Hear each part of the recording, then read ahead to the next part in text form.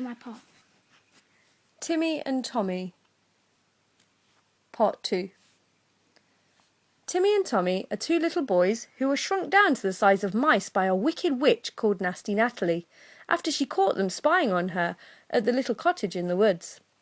Ever since, they have lived in a mouse hole in the wall of Natalie's cottage, hoping to find a way to grow back to their proper size so that they can go home.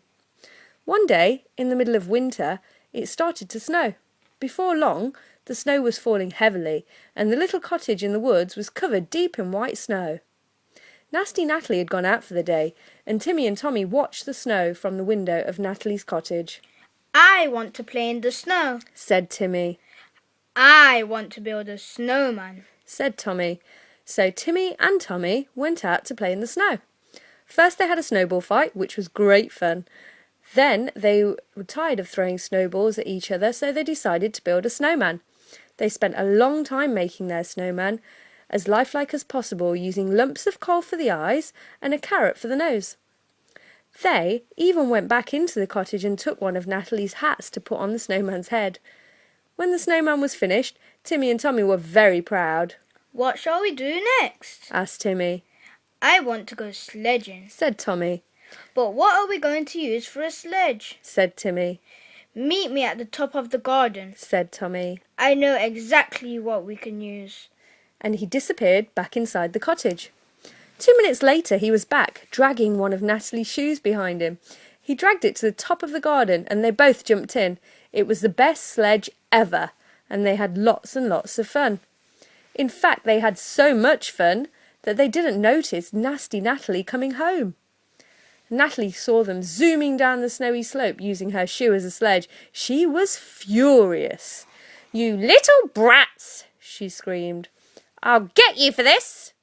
And she chased after them, but Timmy and Tommy were too quick. They dived down a rabbit hole and hid. Natalie was furious. "Come out, you little monsters!" she shouted into the rabbit hole, but Timmy and Tommy stayed hidden inside the rabbit hole. Natalie stomped back off to the cottage, but halfway there she saw the snowman that Timmy and Tommy had made. She walked over to it with a nasty laugh. "Ha ha ha!"